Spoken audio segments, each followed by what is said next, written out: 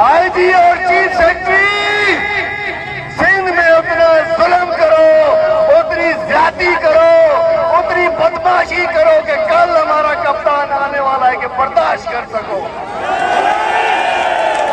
गुलामी, गुलामी, गुलामी।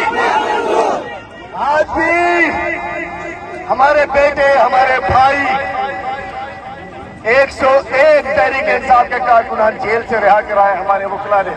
ये हमारे वकला खड़े हैं, 101 कारकुनान। कोई ऐसा वर्कर, कोई बहन, कोई बेटी नहीं जिसके घर पे ये हमारे भाई ना गए हो। हमने अपना तो माफ किया, मुझे जिसने हाई कोर्ट तक गिरफ्तार किया वो भी इधर खड़ा हुआ है, लेकिन हमारी उनसे लड़ाई नहीं है। ये बेचारे लकीर के फकीर हैं, इनसे कुछ नहीं है।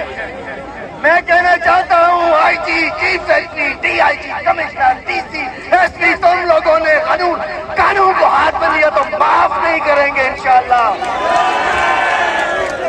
मुझसे जो किया माफ, मुझे 4.5 महीने जेल में डाला माफ, मुझे जेल की काल कोठरी फांसी घाट में रखा माफ, लेकिन 9 मई के बाद जो हमारे 150 कारकुनों के साथ जुल्म किया, माफी ख्वाहिश था,